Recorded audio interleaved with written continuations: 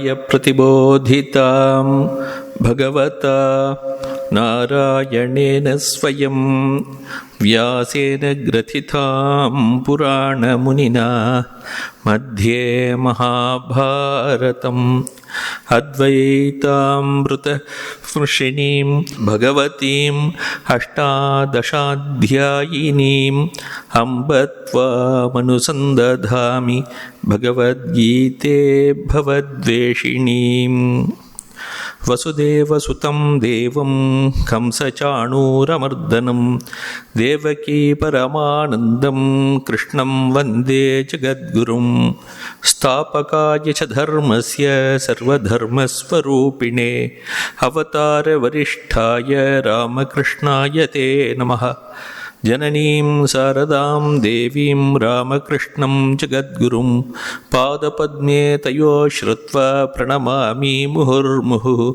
नमः श्रीयतिराजाय विवेकानन्दसूरये सच्चित्सुखस्वरूपाय स्वामिने तापहारिणे। ஸ்ரீமத் பகவத்கீதையில் 6வது அத்தியாயம் பார்த்துட்டு இருக்கோம். தியான யோகம் அப்படின்னு பெயர். பகவத்கீதை நமக்கு சொல்லிக் கொடுக்கறது மோட்சத்தை அடைவதற்கு வழியை சொல்லிக் கொடுக்கறது. மோட்ச சாஸ்திரம்னு பெயர் இதுக்கு. மோட்ச சாஸ்திரம் அப்படிங்கிறது எப்படி ஒரு ஜீவாத்மா பரமாத்மாவை விட வேற்றது அப்படிங்கிறத காட்டுவதற்காக இருக்கக்கூடிய சாஸ்திரம். உபனிஷதங்கள் எல்லாமே அதுக்கு தான் வந்திருக்கு.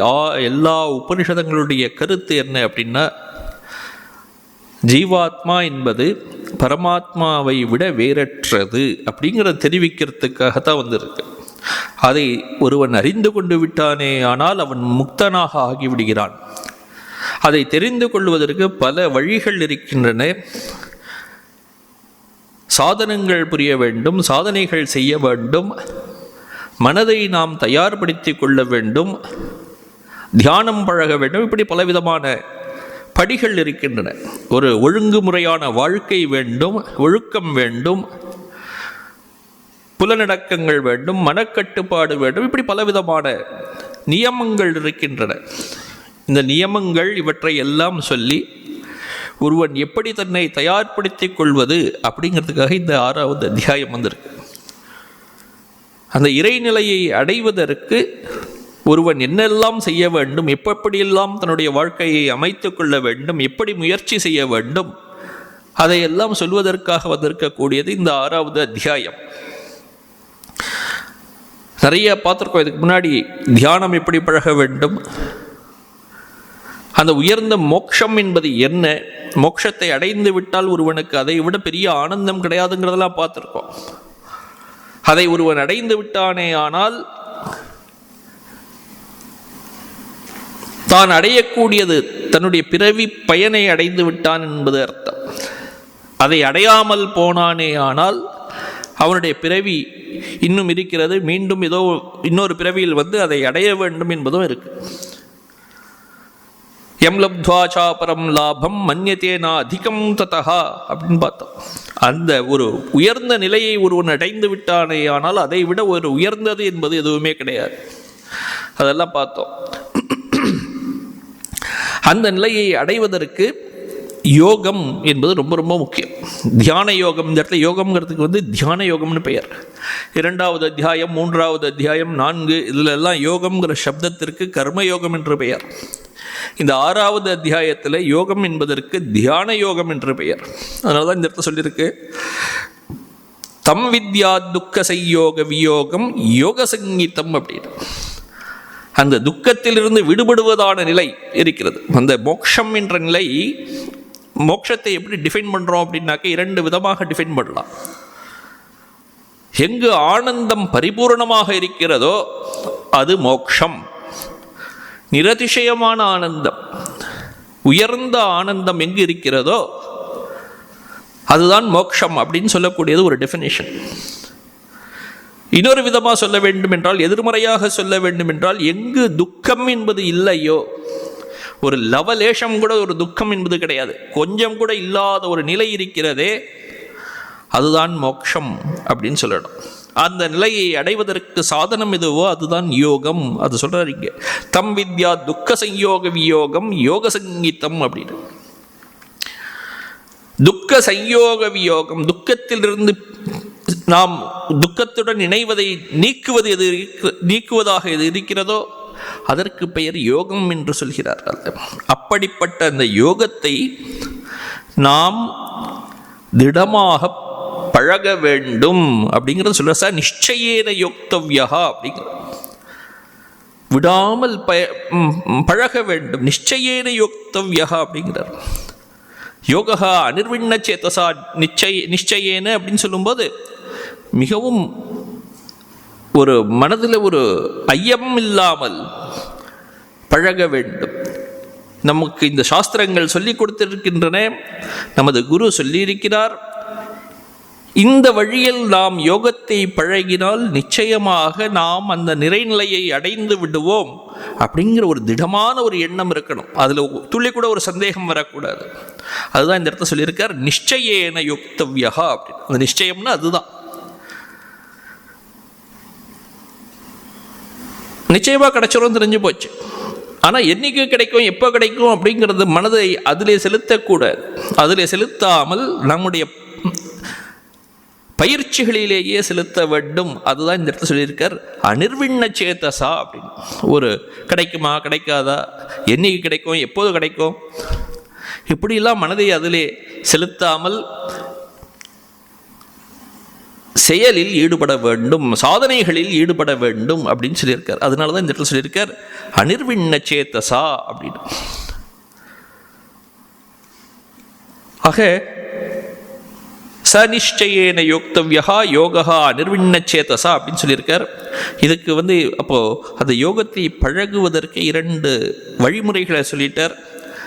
தீர்மானமாக பழக வேண்டும், மனம் சஞ்சலமில்லாமல் பழக வேண்டும் 2 சொல்லிட்டார்.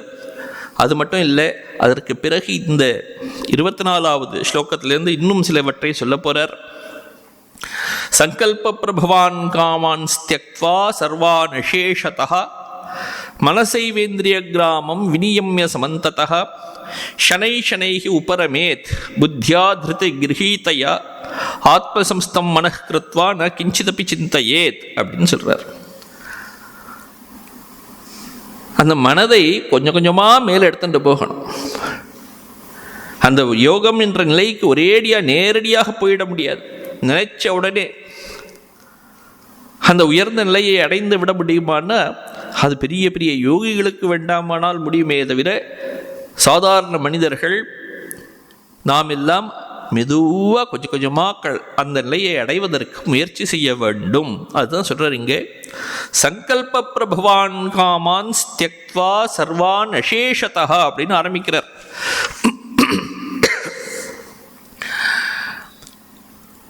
தியக்த்வா அப்படின்னாக்க தியாகம் செய்து விட்டு அப்படின்னு அர்த்தம்.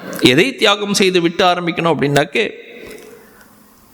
சர்வான் காமான் அசேஷதா தியக்த்வா அப்படிங்கிற எல்லா ஆசைகளையும் முற்றிலுமாக, அசேஷதா அப்படின்னாக்க கொஞ்சம் கூட மீதி வைக்காமல் எல்லாவற்றையும் துறந்து அப்படிங்கிறார். ஆசைகள் அப்படின்னு சொன்னோடனே அந்த ஆசைகளுக்கு ஒரு விசேஷனம் போடுற, ஒரு அட்ஜெக்டிவ் சொல்றார். ஆசைகள் சங்கல்ப பிரபவான் அப்படிங்கிற, சங்கல்பத்தின் மூலமாக தோன்றிய ஆசைகள் எல்லாவற்றையும் அப்படிங்கிற. அப்போ ஆசைகள் தோன்றுவதற்கு முதல் காரணம் என்ன அப்படின்னா சங்கல்பம் அப்படிங்கிற. சங்கல்பம்னா என்ன அப்படின்னாக்க, ஒரு பொருளை பார்க்கிறோம், ஒரு பொருளை உணர்கிறோம், அந்த பொருள் எனக்கு ஒரு நல்லதை கொடுக்க போகிறது அப்படின்னு ஒரு எண்ணம் ஏற்பட்டு விடுகிறது. சாதாரணமாக ஒரு பொருளை பார்க்கிறோம் அப்படின்னாலே இந்த உலகத்தில் நம்முடைய பார்வை 2 விதமான பார்வை. எப்போதுமே ஒரே விதமான பார்வை நமக்கு கிடையாது. எல்லோருக்கும் இருக்கக்கூடிய பார்வை 2 விதமான பார்வை. ஒரு பார்வை அவித்யை பார்வை, இன்னொரு பார்வை வித்யை பார்வைன்னு பெயர்.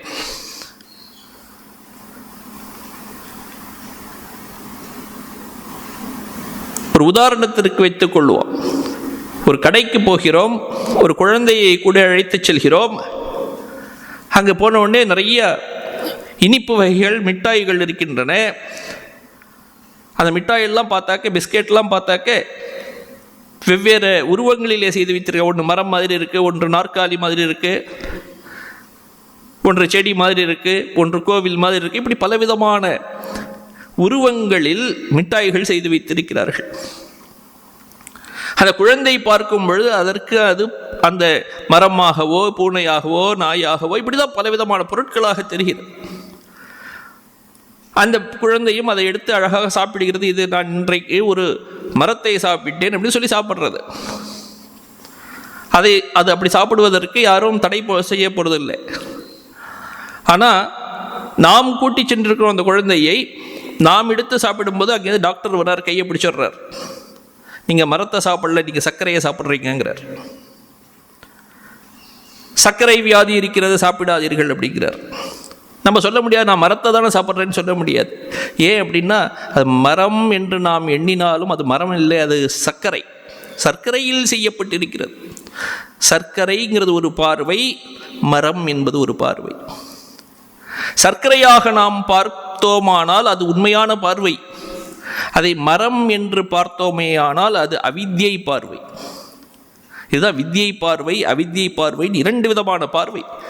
அது எப்போதும் நமக்கு சாதாரணமாக நமக்கு இருக்கக்கூடிய பார்வை அவித்யை பார்வை. இந்த உலகத்தில் இருக்கக்கூடிய எல்லா பொருட்களையும் நாம் அந்த பொருட்களின் உருவத்தை மட்டும் பார்த்து விடுகிறோம். எப்படி இந்த பிஸ்கட்டின் உருவத்தை மட்டும் பார்த்து அது மரம் என்று நாம் சொல்லிவிட்டோமோ, அது போன்று இந்த உலகத்தில் இருக்கக்கூடிய எல்லா பொருட்களையும் பார்த்து அதன் உருவத்தை பார்த்து நாமத்தையும் ரூபத்தையும் பார்த்து மயங்கி விடுகிறோம். அது அவித்யை பார்வை. உண்மையான பார்வை என்ன என்றால், அதற்கு பின்னால் இருக்கக்கூடிய சர்க்கரையை உணர்வது. மரத்தை மறைத்தது மாமதை யானை, மரத்தில் மறைந்தது மாமதை யானை. திருமூலர் சொல்றார். இந்த உலகத்தை இதே உதாரணம் தான், திருமூலர்லேருந்து வந்தது தான் இந்த உதாரணம். இந்த உலகத்தை பார்க்கும்போது பரத்தில் மறைந்தது பார்முதல் பூதம், பரத்தை மறைத்தது பார்முதல் பூதம் அப்படிங்கிறார். இந்த உலகத்தை நம்ம எப்படி பார்க்குறோம் அப்படின்னா, உலகமாக பார்க்கிறோம். எப்படி? ஐந்து பஞ்ச பூதங்களாக பார்க்கிறோம் இந்த உலகத்தை. இந்த 5 பூதங்கள் பஞ்சபூதங்களாக நாம் பார்க்கிறோமே, உருவத்தை பார்த்து விட்டோம். அந்த உருவத்திற்கு பின்னால் இருக்கக்கூடிய தத்துவத்தை நாம் உணரவில்லை. எப்படி அந்த மரம் என்ற உருவத்தை பார்த்து விட்டோமோ, அதன் பின்னால் இருக்கக்கூடிய சர்க்கரை என்ற தத்துவத்தை நாம் உணரவில்லையோ, அப்படி இந்த உலகத்தை நாம் உலகமாக பார்த்து விட்டோம். உலகத்திற்கு பின்னால் இருக்கக்கூடிய பரமாத்மா என்ற தத்துவத்தை நாம் பார்க்கவில்லை. அதுதான் உண்மையான வித்யான பார்வை. அவித்யை பார்வையில் நாம் எல்லாவற்றையும் பார்த்து, இந்த உலகத்தில் இருக்கக்கூடிய இந்த பொருட்கள் எல்லாம் எனக்கு நன்மை செய்யும் என்ற ஒரு எண்ணம். பார்ப்பதே தவறான பார்வை. அப்படி பார்த்து அது எனக்கு நன்மை செய்யும் என்ற ஒரு எண்ணம் வேறு ஏற்படுகிறது. இதற்கு பெயர் அத்தியாசம் என்று பெயர். அப்படிப்பட்ட நம்மையே நாம் ஏமாற்றிக் கொள்கிறோம். அப்படி ஏமாற்றிக் கொள்வதற்குத்தான் சங்கல்பம் அப்படிங்கிறார் இந்த இடத்துல. சங்கல்பா திருஷ்டேஷு அபி விஷயேஷு அசோபனத்வ அதர்ஷனேன சோபன அத்தியாசகா அப்படிங்கிறார். எல்லாம் நன்றாக இருக்கிற, பார்க்கின்ற உருவங்கள் நன்றாக இருக்கின்றன, அதில் எந்த குறையும் இல்லை என்ற ஒரு எண்ணம் நமக்கு ஏற்பட்டு அதிலிருந்து நமக்கு ஒரு நன்மை கிடைக்கப் போகிறது என்ற ஒரு எண்ணம் இருக்கிறதே, அதற்கு தான் சங்கல்பம்னு பெயர். அப்படிப்பட்ட அந்த சங்கல்பத்திலிருந்து நமக்கு அப்படி இது நன்மை கிடைக்க போகிறதுன்னு தெரிஞ்சிடுச்சுன்னா என்ன வரும்? உடனே ஒரு ஆசை வரும், ஆஹா எனக்கு இது கிடைக்கட்டும் அப்படின்னு, எனக்கு நன்மை ஏற்பட போகிறது, இது எனக்கு வேண்டும். இந்த பிஸ்கெட்டை பார்த்து இது மரம் என்று எனக்கு தோன்றி, ஆஹா நான் மரத்தை எடுத்துக்கொள்கிறேன் என்ற ஒரு எண்ணம் விட்டது என்றால் அதை எடுத்துக்கொள்ள போகிறேன் இல்லையா? அப்படி தஸ்மாச்ச சங்கல்பாத் இதம் மே ஸ்யாத் இதம் மே ஸ்யாத் இது ஏவம் ரூபாக காமாக பிரபவந்தி அப்படிங்கிற. இப்படியாக அந்த சங்கல்பத்திலிருந்து அத்தியாசத்திலிருந்து எனக்கு இதை நான் எடுத்துக்கொள்கிறேன், எனக்கு வேண்டும் எனக்கு வேண்டும் என்ற ஒரு எண்ணம் ஏற்படுகிறதே, இதற்கு பெயர் தான் காமங்கள் அப்படின்னு பெயர். எப்போ எனக்கு நன்மை நடக்கப் போகிறதுன்னு நினைக்கிறேனோ அப்போ எனக்கு அதில் ஆசை வரும். எப்பொழுது தீமை நடக்கப் போகிறதுன்னு தெரிஞ்சாக்க அது வெறுப்பு வந்துடும். இப்போ நன்மையும் தீமையும் அந்த ஒரே பொருளை பார்த்து அதை நான் எப்படி பார்க்கிறேன் என்பதிலிருந்து வருகிறது. எனக்கு நன்மை ஏற்பட போகிறது அப்படின்னு நான் தெரிந்தாக்க எனக்கு ஒரு பற்று ஏற்பட்டு விடுகிறது. அது நன்மை ஏற்படாதுன்னு தெரிந்தால் அதில் வெறுப்பு ஏற்படுகிறது. அப்போ பற்றும் வெறுப்பும் அந்த பொருளை நான் எப்படி பார்க்கிறேன் என்பதிலிருந்து வரப்போகிறது. ஆக இந்த ஆசைகள் எல்லாவற்றையும் விட வேண்டும் என்றால், இந்த காமங்களை விட வேண்டும் என்றால், காமங்களுக்கு மூல காரணமாக இருக்கக்கூடிய சங்கல்பத்தை விட வேண்டும். அந்த சங்கல்பத்தை விட வேண்டும் என்றால் அவித்யை பார்வையை விட வேண்டும். அந்த அவித்யை பார்வையை விடுவதற்கு தான் இங்கே சொல்லியிருக்கிற சர்வான் அசேஷத்தகா அப்படின்னு, எல்லாவற்றையும் கொஞ்சம் கூட மிச்சம் மீதி இல்லாமல் எல்லாவற்றையும் துறந்து விடு அப்படிங்கிறார். சங்கல்ப பிரபவான் காமான் ஸ்த்யக்த்வா சர்வான் அசேஷத்தகா மனசைவேந்திரிய கிராமம் வினியம்ய சமந்ததா அப்படி மனசா ஏவ மனதனை வைத்துக்கொண்டு இந்த இடத்துல சொல்லும்போது சொல்றாருங்க, சங்கல்பா பிரபவா ஏஷாம் காமானாம் தே சங்கல்ப பிரபவாக காமாக தான் தியக்த்வா பரித்யஜ்ய சர்வான் அசேஷதா அப்படிங்கிறார். அசேஷதான்னா மிச்சம் மீதி இல்லாமல், கொஞ்சம் கூட அது மீதி இருந்து நம்மை ஒட்டி கொள்ளக்கூடாது. அதுலேருந்து ஏற்படக்கூடிய ஒரு தோஷம், நம்ம அவித்யைங்கிற தோஷத்தினால் நாம் அதை தவறாக பார்த்து விட்டோம், அந்த தோஷம் நம்மை பிடித்து கொள்ளக்கூடாது. அதனால இந்த இடத்துல சொல்லியிருக்க நிர்லேப்பேன அப்படின்னு ஒரு வார்த்தை போட்டிருக்கார். நிர்லேப்பம் அப்படின்னா அது ஒட்டி கொள்றது. அப்படி அந்த நிர்லேப்பம் ஒட்டி கொள்ளாமல், நம்முடைய லேப்பம்னா ஒட்டி கொள்றது, நிர்லேப்பேன ஒட்டி கொள்ளாமல் நாம் இருக்க வேண்டும் அப்படிங்கிற அந்த அவித்யைங்கிற தோஷம் நம்மை ஒட்டி கொள்ளக்கூடாது. அதனால அப்படி சொல்லியிருக்காருங்க நிர்லேப்பேன அப்படின்னு. எத்தனையோ ஆசைகள் நமக்கு மனிதர்கள் எல்லோருக்கும் இருக்கு. அந்த ஆசைகள் இருக்கும் வரை அந்த மோட்சம் என்பது நமக்கு கிடையாது. துளி ஒரு சின்ன ஆசை இருந்தாலும் கூட மோட்சம் என்பது கிடைக்காமல் போய்விடும். யமதர்மன் நச்சிகேதனிடம் பலவிதமான ஆசைகளை கொடுக்கிறார். இதை வேண்டும், இதை எடுத்துக்கொள், அதை எடுத்துக்கொள், இந்த உலகத்தில் இருக்கக்கூடிய எல்லா பொருட்களையும் நீ எடுத்துக்கொள், 100 வருடங்கள் வாழ், எத்தனையோ தலைமுறைகளுக்கு நீ உன்னுடைய வம்சம் ராஜாவாக இருக்கட்டும், இந்த உலகத்தையே நீ ஆட்சி புரி, இப்படி எத்தனையோ சொல்றார். ஒரு நிமிஷம் கூட அவன் மயங்கவில்லை. இந்த இருக்கக்கூடிய பொருட்கள் எல்லாம் இந்த உலகப் பொருட்களாக இருக்கட்டும், சொர்க்கத்திலே கிடைக்கக்கூடிய பொருட்களாக இருக்கட்டும், எல்லாம் இந்த உலகத்தில் இருக்கக்கூடியவை அனைத்தும் அழியக்கூடியவை.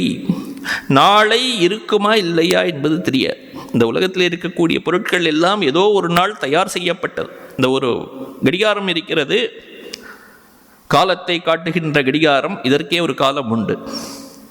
எப்போதோ இதை செய்திருப்பார்கள், தயார் செய்திருக்கிறார்கள், மேனுஃபேக்சரிங் டேட்னு ஒன்று இருக்குது.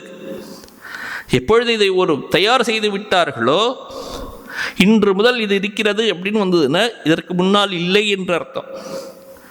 எப்பொழுது இது தோன்றிய நாள்னு ஒன்று இருந்ததுனால் அழியப்போகின்ற நாள் இருக்கத்தான் போகிறது, என்றாவது ஒரு நாள் இது அழியத்தான் போகிறது.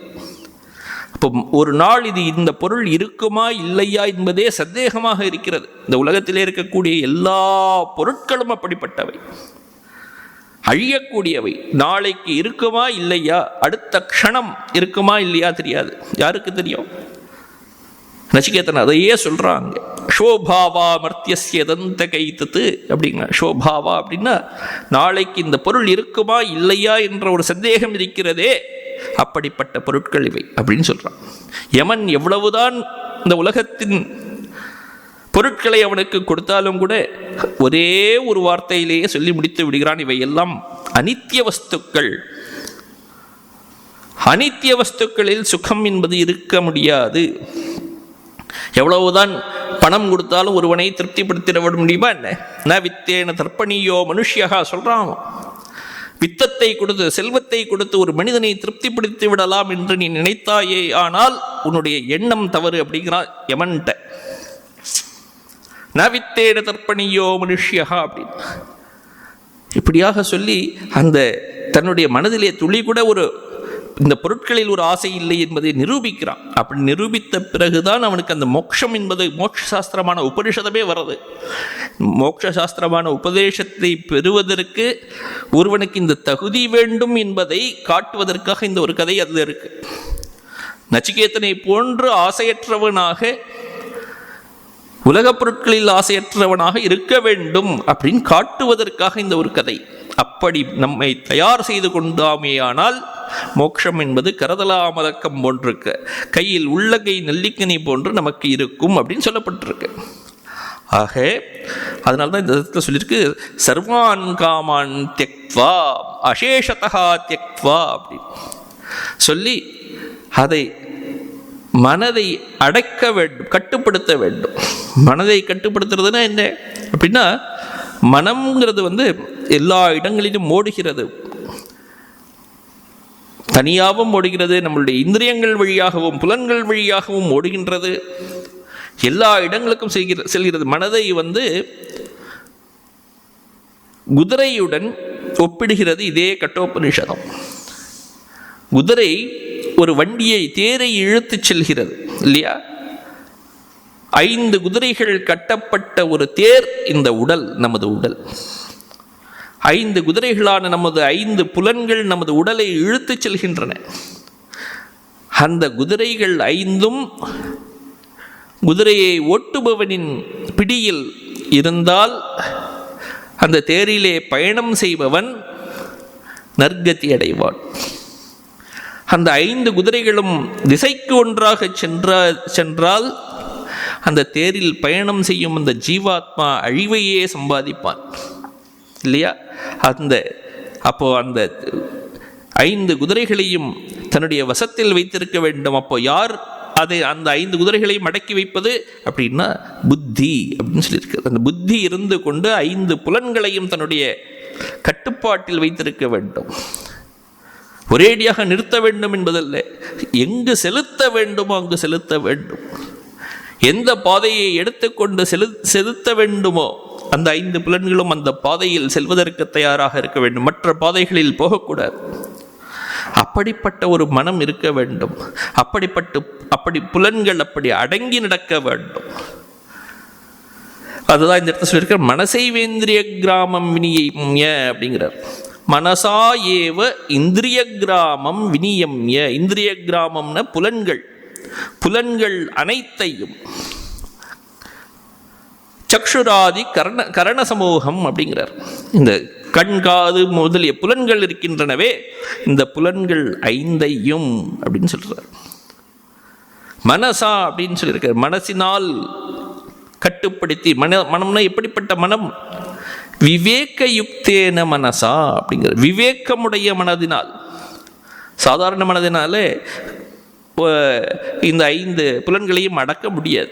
விவேகம் இருக்க வேண்டும், எது சரி எது தவறுன்னு முதல்ல தெரிந்திருக்க வேண்டும் இல்லையா? அந்த விவேக யுக்தேன மனசான்னு சொல்லும்போதே நமக்கு தெரிந்து விட்டது புத்தி, அப்படி புத்தி பூர்வக்கமாக அப்படின்னு தெரிகிறது. அப்படி அந்த புத்தி பூர்வக்கமாக இந்த 5 புலன்களையும் வசப்படுத்தி எல்லா விஷயங்களிலும் எல்லா திசைகளிலும் செல்லும் மனதை மீண்டும் தன்னுள் திருப்பி, அப்படி தன்னுள் திருப்பறதுக்கு தான் ஆவருத்த சக்ஷுன்னு பெயர். வெளியே செல்ல விடாமல், மனம் வெளியில் செல்ல விடாமல் மீண்டும் தன்னுள் இழுத்து கொள்வதற்கு, அதுக்கு தான் ஆவருத்த சக்ஷுன்னு பேர். மனம் சாதாரணமாக, மனதுடைய இயல்பு என்ன அப்படின்னாக்க வெளி நோக்கி செல்வது மனதுடைய இயல்பு. எப்படி நெருப்பின் இயல்பு சுடுவது என்று இருக்கிறதோ அதே போன்று மனதின் இயல்பு வெளிநோக்கி செல்வது. வெளிநோக்கி செல்லக்கூடிய மனதை வெளியிலேயே ஓட விடாமல் உள்புறமாக திருப்பி கொண்டு வருவதுதான் நம்முடைய அபியாசம். வெளியிலே செல்லுகிறதுங்கிறது உபனிஷதம் ஒத்துக்கொள்றது. பராஞ்சி காணி வித்ருணத்து ஸ்வயம்பூஹு தஸ்மாத் பராங் பஷ்யதி அப்படிங்கிறார்.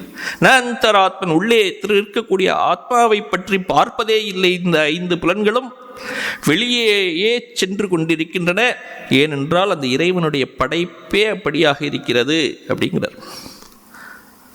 யாரோ ஒரு மனிதன், 1000-ல் ஒருவன், யாரோ ஒருவன், மனுஷியானாம் சகசிரேஷு கஷ்டித் எத்ததி சித்தையேன்னு சொல்லியிருக்கு இல்லையா? யாரோ 1000-ல் யாரோ ஒருவன் அந்த உள்ளே இருக்கக்கூடிய ஆத்மாவை அடைவதற்கு முயற்சி செய்கிறானாம். அப்படியா யாரோ ஒரு கஷ்டித் தீரஹா பிரத்யேகாத்மானம் அபேக்ஷத் ஆவருத்த சக்ஷுகு அமிர்தத்துவம் இச்சன்னு அப்படிங்கிற உள்ளே இருக்கக்கூடிய ஆத்மாவை, அந்த அமிர்தத்துவத்தை, அழியாத நிலையை அடைய வேண்டும், அந்த மோட்சத்தை அடைய வேண்டும் என்ற ஒரு எண்ணத்தில் ஆவருத்த சக்ஷுவாக இருக்கிறான், உள்ளே திரும்பி பார்க்கிறான். அப்படின்னு என்ன அர்த்தம் அப்படின்னா, தன்னுடைய புலன்களை வெளியே ஓட விடாமல் பிடித்து வைத்துக் கொண்டிருக்கிறான், உள்ளே திருப்பிக் கொண்டிருக்கிறான், ஆத்மாவை நோக்கி திருப்பி விட்டான் அப்படின்னு அர்த்தம். அப்படிப்பட்டவன் தான் கஷ்டித் தீரஹா அப்படின்னு. தீரம், தீரன்னாலே அந்த தைரியம் மிக்க, தைரியம்னா பிரேவ்னஸ்ன்னு அர்த்தம் கிடையாது, அந்த பகுத்தறியும் எண்ணம் உடையவன், அவனுக்கு தான் தீரன்னு பெயர். அதுதான் இந்த இடத்துல மனசைவேந்திரிய கிராமம் விவேக யுக்தேன்னு சொன்னது இதுதான். விவேகமுடைய மனதினால் அப்படின்னு அர்த்தம். விவேகம் கொண்ட மனதை உடையவன் அவன் தீரன் அப்படின்னு பெயர்.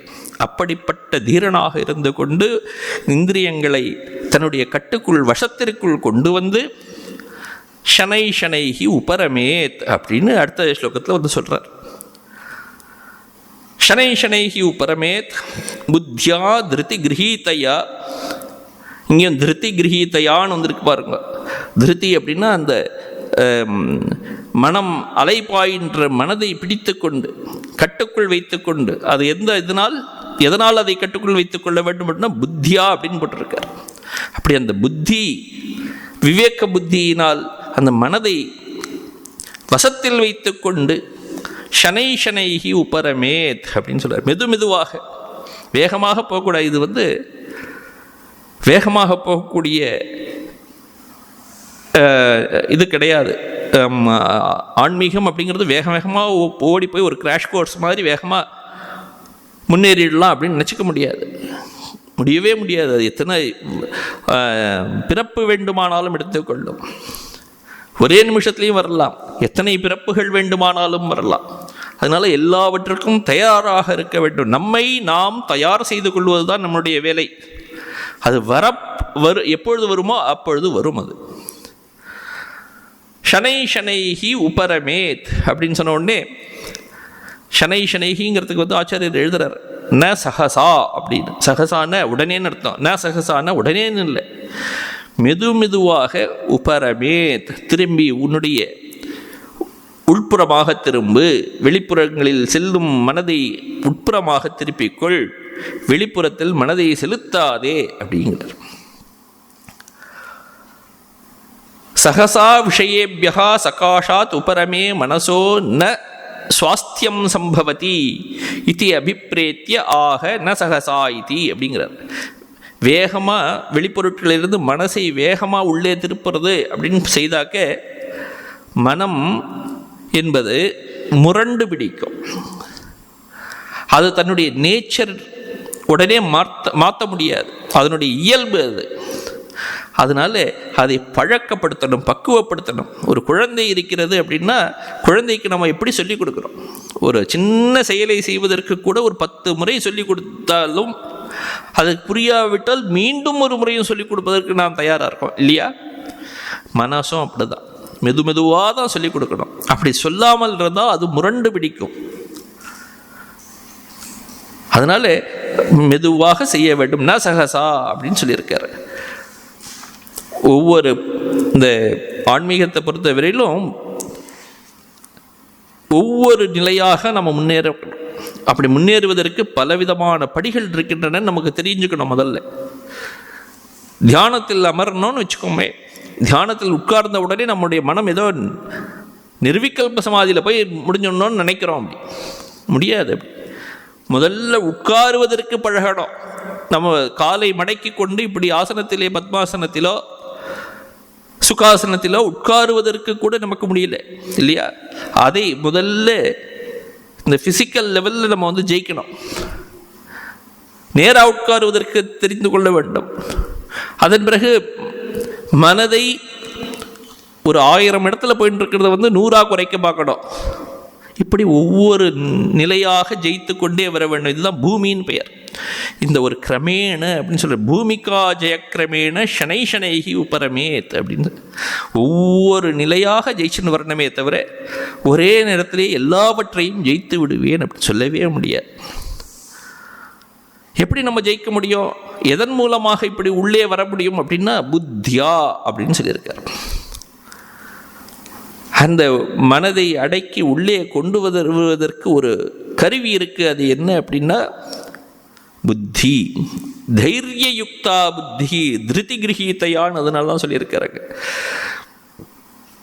அப்படிப்பட்ட ஒரு புத்தி கிம் விசிஷ்டையா அப்படின்னு கேட்டாக்கா திருதி கிரகீதையா திருத்தியா தைரியேன கிரகீதையா அப்படின்னு சொல்லியிருக்கார்.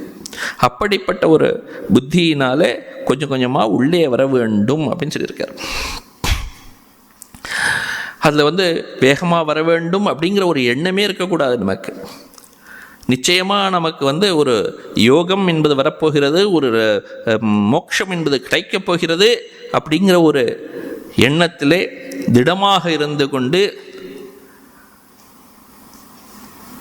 அவசரப்படுவதனால் எந்த ஒரு பயனும் இல்லை என்பதை மனதிலே நிலைநிறுத்தி கொண்டு மெதுவாக செல்ல வேண்டும் அப்படின்னு சொல்லியிருக்கார். ஆத்மசம்ஸ்தம் மனக்கிருத்வா அப்படின்னு சொல்லியிருக்கார். மனதை ஆத்மாவில் நிலைநிறுத்தி அப்படின்னு சொல்லியிருக்கார். மனதை ஆத்மாவில் நிலைநிறுத்துறதுன்னு என்ன? மனதை ஆத்மாவில் வைக்க வேண்டும். ஏதோ மனம்ங்கிறது ஒரு பெட்டி, அந்த பெட்டியில் ஆத்மாங்கிறது பெட்டி, ஆத்மாவில் மனம்ங்கிற ஒரு பொருளை வைக்கிறது அப்படி கிடையாது. அந்த மனம் ஆத்மாவையே நினைத்து கொள்ள வேண்டும். ஆத்ம தியானத்தில் ஈடுபட்டு அப்படின்னு அர்த்தம். ஆத்மாவை தவிர இந்த உலகத்தில் எதுவும் இல்லை அப்படிங்கிறது நமக்கு புரியணும். முதல்ல இருக்கிறதெல்லாம் அந்த பிரம்மமே, சர்வம் கல்விதம் பிரம்ம அப்படிங்கிறது நமக்கு புரியணும். எப்படி நம்ம இந்த உதாரணத்தில் பார்த்தோமே, பிஸ்கட் உதாரணத்தில் இருக்கக்கூடிய பலவிதமான உருவங்கள் இருக்கின்றன. ஒன்று மரம், நாய், பூனை, இப்படி பலவிதமான உருவங்களிலே அந்த பிஸ்கட்டுகள் இருந்தாலும் கூட அவற்றுக்கு எல்லாம் ஆதாரமாக அடிப்படையாக இருக்கக்கூடியது சர்க்கரைன்னு நமக்கு தெரிகிறது. எல்லாவற்றையும் பலவிதமான ரூபங்களாக பார்ப்பவன், பலவிதமான பெயர்கள் உடையதாக பார்ப்பவன், அவனுடைய பார்வை அவித்யை பார்வை. இவை எல்லாவற்றுக்கும் அடிப்படையாக இருக்கக்கூடியது ஒரே ஒரு பொருள் சர்க்கரை தான் அப்படின்னு யார் பார்த்து விடுகிறானோ அவனுடைய மனம் அவனுடைய பார்வை வித்யை பார்வை. அப்போ அந்த பார்வையில் என்ன இருக்கு அப்படின்னா அந்த சர்க்கரை தான் அடிப்படை பொருள் தான் இருக்கிறதே தவிர நாம ரூபங்கள் இருப்பதில்லை. இந்த உலகத்தில் இருக்கக்கூடிய பொருட்கள் எல்லாவற்றையும் அவித்யை பார்வையில் நாம் பார்க்கும் பொழுது பலவிதமான பொருட்களாக தெரிகின்றன, நாம ரூபங்களாக தெரிகின்றன. ஆனால் அந்த நாம ரூபங்களுக்கெல்லாம் பின்னால் ஒரே வஸ்து இருக்கிறது, ஆத்மா மட்டுமே இருக்கிறது, நீக்கமர நிறைந்திருக்கிறது எல்லா இடங்களிலும் அப்படின்னு ஒரு நினைத்தானே. ஆனால் ஆத்மாவின் மீது தான் அவனுக்கு தியானம் ஏற்படும். அதை தவிர வேறு எதுவும் பார்க்க மாட்டான். அதுக்கு பெயர் தான் ஆத்மசம்ஸ்தம் அப்படின்னு பெயர். ஆத்மசம்ஸ்தம் மனக்கிருத்வா அப்படின்னு சொல்லியிருக்கிற மனதை ஆத்மாவில் நிலைநிறுத்தி அப்படின்னு அர்த்தமாச்சு. அதுதான் ஆத்மனி சம்ஸ்திதம் ஆத்மா ஏவ சர்வம் ந தத்தோ அந்யத் கிஞ்சிதஸ்தி இதியேவம் மனஹா. இதுதான் ஆத்மசம்ஸ்தம்னு என்ன அர்த்தம்னா ஆத்மாவில் மனதை நிலைநிறுத்தி, அதாவது ஆத்மா ஏவ சர்வம், ஆத்மா மட்டும்தான் இருக்கின்றது. ந தத்தோ அந்யத் கிஞ்சிதஸ்தி, அதை தவிர ஆத்மாவை தவிர வேறு எதுவும் இல்லை என்ற ஒரு எண்ணம். அப்படி ஒரு எண்ணத்தில் மனதை ஆத்மாவில் நிலைநிறுத்தி மற்ற எதை பற்றியும் சிந்தனை செய்யாமல் ந கிஞ்சிதப்பி சிந்தையே அப்படின்னு சொல்லியிருக்கு. வேறு எதையுமே நினைக்காமல் மனம் ஆத்மாவிலேயே நிலை பெற்றிருக்க வேண்டும் அப்படின்னு சொல்லியிருக்கு. இதை செய்வதற்கு பெரிய நிலை அது. அதை அடைவது என்பது சாதாரண விஷயம் கிடையாது. அதை அடைவதற்கு கொஞ்சம் கொஞ்சமாக மனதை கொண்டு போகணும். உள்ள மனதிலே ஏதோ ஒரு பொருள் தோன்றுகிறது, அதை நாம் வாக்கிலே பேசுகிறோம். வாக்கில் பேச வேண்டும் என்றால் அது முதல்ல மனசில் இருக்கணும். மனசில் இல்லாமல் வாக்கில் தோன்ற முடியாது. வாக் அது பேசுதல் அப்படின்னா மனதிலே உள்ள ஒரு பொருளின் வெளிப்பாடு தான் பேச்சு. அப்போ வெளிப்பட்ட பேச்சு, அப்போ அந்த வெளிப்படுகின்றது வியக்தமாக வெளியே தோன்றுகிறது. அந்த வெளியே வந்ததை வெளியே வராமல் உள்ளேயே நாம் கொஞ்சம் கொஞ்சமாக திருப்பி கொண்டு போகணும். இந்த வாக்கு என்பதையே மனசில் நிலைநிறுத்தி விட வேண்டும். அந்த மனசு என்பதை அந்த ஞானத்தில் புத்தியில் நிலைநிறுத்த வேண்டும். இப்படியாக ஒரு உள்ளே செல்வது அப்படின்னு நம்ம சொன்னோம் இல்லையா, ஆவர்த்த சக்ஷுகு அமிர்தத்துவம் இச்சன் அப்படின்னு உள்ளே திருப்பி செல்வது அப்படின்னா இதுதான். இப்போ முதல்ல வாக்கை கட்டுப்படுத்த வேண்டும். வாக்கை கட்டுப்படுத்தி விட்டால் வெளியே வரக்கூடிய இந்த மேனிஃபெஸ்ட் ஆகக்கூடிய செயல்கள் இல்லை. அப்போ மேனிஃபெஸ்ட் ஆவதற்கு முன்னால் அன்மேனிஃபெஸ்டாக மனதிலே இருக்கக்கூடிய மனதை அடுத்ததாக கண்ட்ரோல் பண்ண வேண்டும். இப்படி ஒவ்வொன்றாக பின்னால் செய்து, அதனால தான் சொல்லிருக்கு எச்சேத் வாங் மனசி பிராக்யா தத் எச்சேத் ஞான ஆத்மனி ஞானம் மகதி நியச்சேத் தத் எச்சேத் சாந்த ஆத்மனி அப்படின்னு சொல்லியிருக்கு. இப்படியாக ஒவ்வொன்றையும் அந்த ஆத்மாவில் லயம் செய்ய வேண்டும் அப்படின்னு. ஆத்மசம்ஸ்தம் அப்படின்னா இதுதான் அர்த்தம். நம்முடைய செயல்கள் எல்லாவற்றையும் ஆத்மாவிலேயே நிலைநிறுத்த வேண்டும், ஆத்மாவையே நோக்கி செய்ய வேண்டும், வேறு எதை பற்றியும் சிந்திக்காமல் இருக்க வேண்டும் அப்படின்னு சொல்லியிருக்கு. அதனால தான் சொல்லியிருக்கு, எந்த செயல் உறங்கும் வரையிலும் சரி, இறக்கும் வரையிலும் சரி, எப்போதும் அந்த ஆத்மாவை நினைத்து கொண்டிரு. ஆத்மாவை தவிர வேறு எதையும் நினைக்காதே, மனதை செலுத்தாதே. ஆசுப்தேர் ஆமிருத்தே காலம் நயேத் வேதாந்த சிந்தையா தத்யான் நாவசரம் கிஞ்சித் காமாதீனாம் மனாகபி அப்படின்னு சொல்றார். இரண்டு என்று ஒன்று இருக்கிறதுன்னு ஒருவன் எண்ணினானே ஆனால் அவனுடைய பார்வை அவித்யை பார்வை. அவனுடைய மனம் ஓடும். அதை மனதை பிடித்து கொண்டு வருவதற்கு அவன் எவ்வளவோ கஷ்டப்பட வேண்டும். அதனால் உண்மை தத்துவத்தை ஒருவன் புரிந்து கொண்டு விட்டானே ஆனால் மனம் தானாகவே சாந்தி அடைந்து விடும். இதுதான் உண்மையான யோகம்ங்கிறது. அதனால தான் சொல்கிறார் ஏஷகா யோகசிய பரமோ விதிகி அப்படிங்கிற. அந்த யோகத்துக்கு ஒரு பெரிய கடைசி ஒரு எல்லை அப்படின்னா இதுதான். தானாகவே மனம் அடங்கி விட வேண்டும், அந்த ஆத்மாவில் லயித்து விட வேண்டும். அதுதான் விஷயம். அதை செய்வதற்கு வழி என்ன அப்படின்னா அடுத்த இதில் ஸ்லோகத்தில் சொல்கிறார், யதோ யதோ நிಶ್ಚரத்தை மனஹா சஞ்சலம் அஸ்திரம் ததஸ்ததா நியம்யை தத் ஆத்மன்யேவ வசம் நயேத் அப்படிங்கிறார். மனசுங்கிறது எல்லோருக்கும் ஓடுகிறது. அதில் ஒரு துளி கூட சந்தேகம் கிடையாது. ஓடுறது ஓடட்டும், அதனுடைய நேச்சர் அப்படின்னு நம்ம விட்டுவிட முடியாது. உள்ளே இருக்கக்கூடிய அந்த ஆத்மாவை கண்டுபிடிப்பது தான் மனிதனுடைய நோக்கமே, லட்சியமே. இது ஒரு பெரிய இந்த உலகம் படைத்தல் அப்படின்னாக்கா இது ஒரு பெரிய ஒரு விளையாட்டு மாதிரி ஓடின்னு இருக்கு நம்ம எல்லாருக்கும். அந்த பெரிய தாயக்கட்ட விளையாட்டுன்னு சொல்கிறோமே, அப்படி அந்த ஒவ்வொரு இருக்கக்கூடிய ஒவ்வொரு கல்லும் நம்மை போன்ற ஒரு ஆட்கள் தான் அங்கே. இப்போ நம்முடைய நோக்கம் என்ன அப்படின்னா அந்த நடுவில் இருக்கக்கூடிய அந்த ஒரு இடத்தை அடைந்து விட வேண்டும். அதுதான் மோட்சங்கிறது. அந்த மோட்சத்தை அடைவதற்கு அடைய விடாமல் தடுப்பது நம்முடைய மனம் வெளியே இழுத்து செல்கிறது. அதை நாம் கட்டுப்படுத்தி நம்முடைய வசத்திற்கு கொண்டு வர வேண்டும். அப்படி கொண்டு வந்து விட்டோமே ஆனால் நமக்கு நிச்சயமாக ஒரு ஆத்ம ஞானம் கிடைத்து விடப் போகிறது. மோட்சம் என்பது கிடைத்து விடப் போகிறது.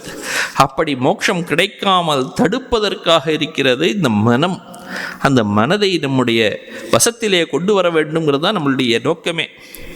அதை எப்படி கொண்டு வர்றது அப்படின்னா, எங்கெங்கெல்லாம் மனசு ஓடுறதோ நம்ம அந்த மனசு பின்னால் ஓடாமல் அதை மீண்டும் கொண்டு வர வேண்டும்.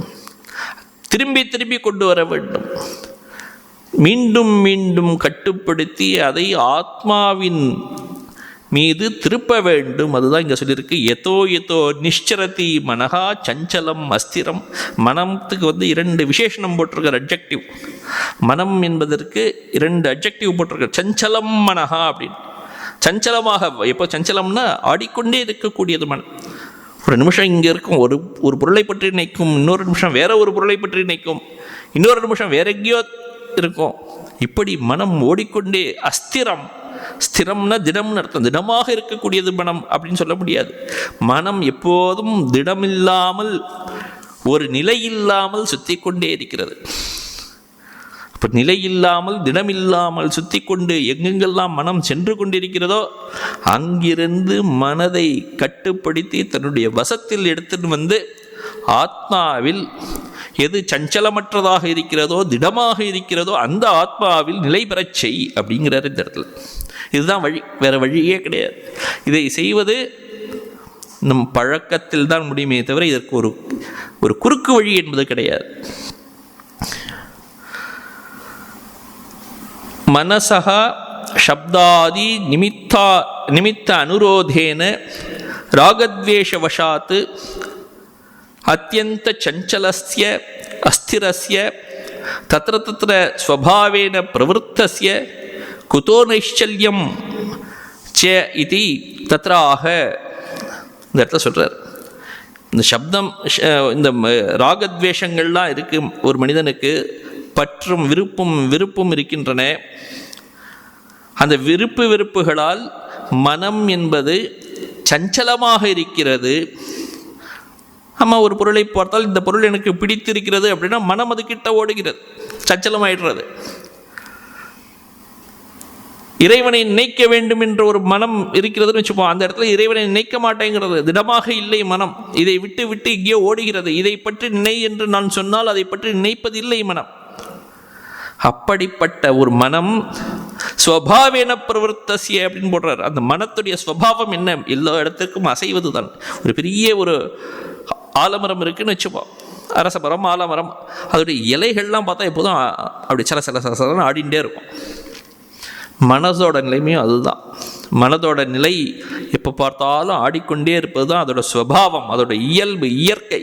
அதை மாற்ற முடியாது. அப்படிப்பட்ட மனதை எப்படி ஒரு நைஷ்சிந்தியம், நைஷ்சல்யம் எப்படி கொண்டு வர முடியும்? எப்படி இதை ஆடாமல் அசங்காமல் கொண்டு வந்து நிலைநிறுத்த முடியும் அப்படின்னு ஒரு கேள்வி கேட்கிறார். அதுக்கு இந்த வழி, அதுக்கு தான் இந்த வழி யாருக்கு சொல்லிக் கொடுக்குறார் அப்படின்னா, யார் இந்த யோகத்தில் நுழைகிறானோ, யோகத்தை செய்ய வேண்டும் என்று ஆரம்பிக்கிறானோ அவனுக்காக சொல்லப்பட்ட ஒரு வழி. அப்படின்னா என்ன அர்த்தம் அப்படின்னா, நமக்கெல்லாம் சொல்லியிருக்காருன்னு அர்த்தம். எப்படி மனதை பழக்கத்தின் மூலமாக கொண்டு வர முடியும் இல்லையா? எப்படி பழகுவதுங்கிறத இந்த இடத்துல சொல்கிறார். எங்கெங்கெல்லாம் மனம் வெளில போகிறதோ, மனம் அங்கே போச்சா மனதையே 2 பகுதியாக பிரித்து கொள்ள வேண்டும்.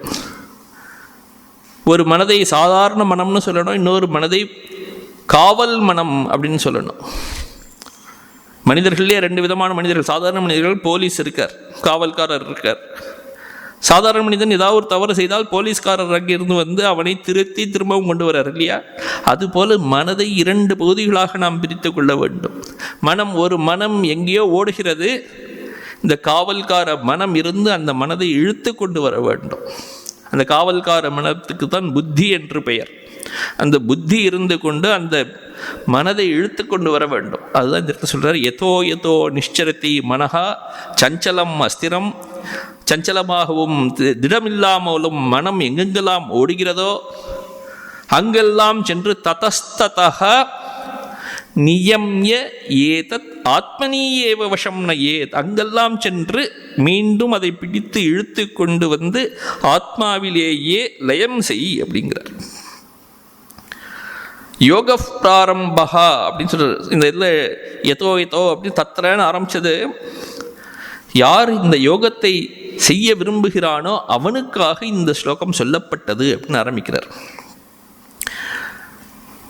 ஏவம் ஆத்மசம்ஸ்தம் மனக்கர்த்தும் பிரவருத்தகா யோகி. பிரவருத்தகான யார் ஆரம்பித்தானோ அப்படின்னு அர்த்தமாச்சு.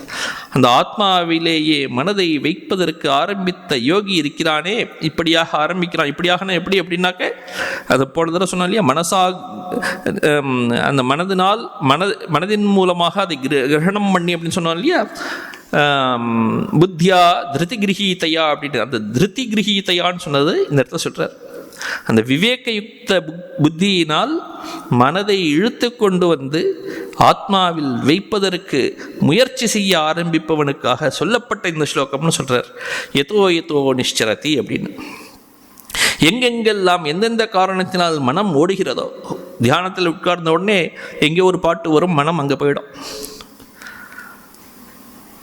ஏதோ ஒரு காரணம் இருக்கும் மனம் அங்கே ஓடுவதற்கு.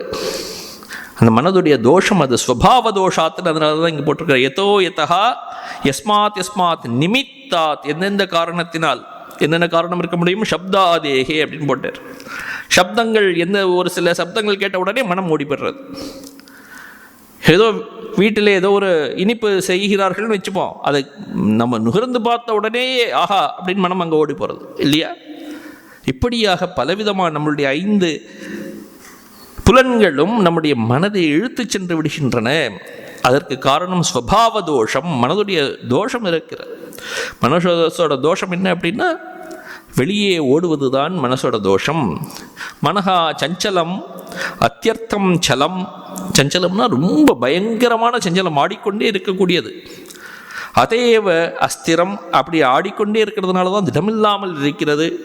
அப்படிப்பட்ட நிலையில் இருக்கும்போது ததஸ்ததா தஸ்மாத் தஸ்மாத் சப்தாதேகே நிமித்தாத்து நியம்ய, அந்தந்த எந்த காரணத்தினால் வெளில போயிட்டோ அந்த காரணங்களில் இருந்து மனதை மீண்டும் கட்டுக்குள் கொண்டு வந்து, அதை எப்படி கட்டுக்குள் கொண்டு வர முடியும் அப்படின்னா, எந்த காரணத்தினால வெளியே போச்சோ அந்த காரணத்தை ஆராய்ந்து பார் அப்படிங்கிறார். மனம் வெளியே போனதற்கு காரணம் என்ன, ஒரு பாட்டை கேட்டு விட்டோம் போய்விட்டது. அந்த பாட்டு அப்படிங்கிறத நம்ம ஆராய்ஞ்சு பார்க்கணுமா? எப்படி இந்த 5 இந்த பிஸ்கெட்களை பார்த்து நாம் நாம ரூபத்தை பார்த்து மயங்கி விட்டோமோ, பின்னால் யாரோ வந்து நாம ரூபம் இல்லை, அதற்கு பின்னால் சர்க்கரை தான் இருக்கிறது என்று சொல்லி கொடுத்தாரோ, அப்போ உண்மையான தத்துவத்தை நாம் அறிந்து கொண்டோமோ, அது போன்று இந்த உலகத்திலே இருக்கக்கூடிய எல்லா பொருட்களின் உண்மைத்தன்மையை நாம் ஆராய்ந்து அறிய வேண்டுமா? அப்படி உண்மைத்தன்மையை அறிந்து கொண்டு விட்டோமே ஆனால் மனம் அதற்கு பின்னால் போகாது அப்படிங்கிறார். இருக்கக்கூடிய பொருட்கள் எல்லாவற்றிற்கும் உண்மைத்தன்மை என்ன? நாமரூபமாக பார்த்தால் மித்யை, இல்லாத வஸ்து. நாமரூபத்திற்கெல்லாம் அடிப்படையாக எது இருக்கிறதோ பிரம்ம வஸ்து, அதுதான் உண்மை. அப்போது வெளியே இருக்கக்கூடிய பொருட்களை பார்த்து மயங்காதே அப்படிங்கிறார். அப்படி மயங்காமல் இருப்பது தான் நம் மனதை பயிற்சி கொடுத்து பக்குவப்படுத்துவது. அதுதான் இங்கே சொல்கிறார், தத்தன் நிமித்தம் யாத்தாத்ய நிரூபணேன்னு அப்படிங்கிறார். அதோடைய உண்மை பொருட்களை, உண்மைத்தன்மையை பற்றி சொல்லி, இந்த பொருட்களின் உண்மைத்தன்மையை பற்றி சொல்லுதல் அப்படின்னு அர்த்தம். இருக்கக்கூடியவை எல்லாம் நாமரூபங்களை நீ பார்க்கிறாய், புலன்களால் கிரகிக்கக்கூடியவை. புலன்கள் எதை அறியும் அப்படின்னு நாமத்தையும் ரூபத்தையும் மட்டும்தான். நாமரூபத்திற்கு பின்னால் இருக்கக்கூடிய தத்துவத்தை புலன்களால் அறிந்து கொண்டு விட முடியாது. அப்போ புலன்கள் எதை பிடித்து கொண்டிருக்கின்றனவோ, எதன் பின்னால், எந்த புலன்கள் பின்னால் மனம் ஓடுகின்றதோ,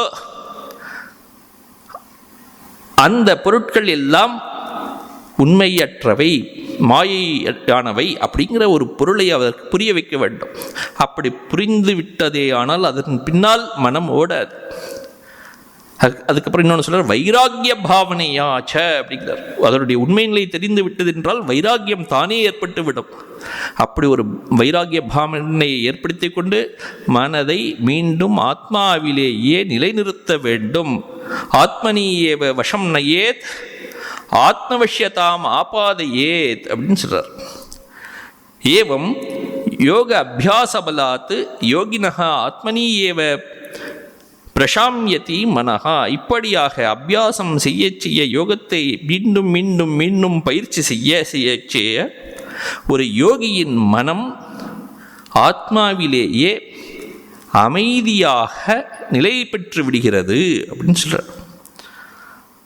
இதுக்கப்புறம் தான் அடுத்த ஸ்லோகத்தில் வரப்போகிறது, பிரசாந்த மனசம் ஹேனம் யோகினம் சுகமுத்தமம். அப்படி யாருடைய மனம் அந்த ஆத்மாவிலேயே பிரசாந்தி அடைந்து விட்டதோ அப்படிப்பட்ட ஒரு யோகி சுகம் உத்தமம் உபைத்தி, அந்த யோகியை அந்த பெரிய சுகம், உத்தமம் சுகம் அப்படின்னு சொல்லியிருக்கார். அப்படி உத்தமமான சுகம் அப்படின்னா மோக்ஷம் அப்படின்னு அர்த்தம். ஏன்னா அப்படிப்பட்ட அந்த சுகத்தை தான் முன்னாடியே சொல்லியிருக்கோம், சுகம் அத்தியந்திகம் இத்தத் புத்தி கிராஹ்யம் அதீந்திரியம் அப்படின்னு. அப்படி இந்திரியங்களுக்கெல்லாம் கோச்சரம் இல்லாத, இந்திரியங்களால் அறிய முடியாத அந்த சுகம், ஆத்தியந்திகம் சுகம்னு எதை சொன்னோமோ அந்த சுகத்தை இந்த பிரசாந்த மனசம் உடையவனுக்கு, அமைதியடைந்த மனம் கொண்டவனுக்கு, யாருடைய மனம் ஆத்மாவிலேயே நிலை பெற்று விட்டதோ அவனுக்கு கிடைக்கிறது. அதுதான் மோட்சம் அப்படிங்கிறது. அந்த உயர்ந்த பலனை அவன் அடையப் போகிறான். அதற்கு வழி ஆரம்பம் என்ன என்றால், மனம் செல்லக்கூடிய இடங்களிலிருந்து மனதை மீண்டும் திருப்பி கொண்டு வர வேண்டும். அதை கொண்டு வருவதற்கு ஏதோ எல்லாவற்றையும் இது பொய் அப்படின்னு சொல்லிட்டு வர முடியாது, இது வேண்டாம் அப்படின்னு சொல்லி பலாத்காரமாக கொண்டு வர முடியாது. அதனுடைய உண்மைத்தன்மையை அதற்கு சொல்லி புரிய வைக்க வேண்டும். குழந்தையை ஒரு சாலையிலே செல்லும் பொழுது குழந்தை தரையிலிருந்து ஏதாவது ஒரு பொருளை எடுத்து வாயில் போட்டுக்கிறதுன்னா, அது போட்டுக்காதன்னு சொன்னால் புரியாது. அதை போட்டுக்கொள்வதனால் என்னென்ன துன்பங்கள் ஏற்படும் அப்படிங்கிறதெல்லாம் அதுக்கு சொல்லிக் கொடுத்து புரிய வைக்க வேண்டும். அப்படி புரிய வைத்து விட்டால் அதன் பிறகு அந்த குழந்தை வெளியே இருக்கக்கூடிய பொருட்களை எடுத்து உண்ணாது இல்லையா? அது போன்று மனதிற்கு புரிய வைக்கிறது தான் அந்த பொருட்களின் உண்மைத்தன்மையை எடுத்து சொல்லுதல் அப்படின்னு பெயர். அப்படி சொல்லி மனதை பக்குவப்படுத்தி நல்ல நிலைக்கு கொண்டு வருவது தான் யோகம் என்று பெயர். அடுத்த வகுப்பில் மீண்டும் அந்த யோகத்தை செய்யும் முறையை பார்த்துவிட்டு அதன் பிறகு இந்த மோட்ச பலன் என்பதையும் பார்க்கலாம். ஓம் சாந்தி சாந்தி சாந்தி. ஹரி ஓம் தத்சத். ஸ்ரீராமகிருஷ்ணார்ப்பணமஸ்து.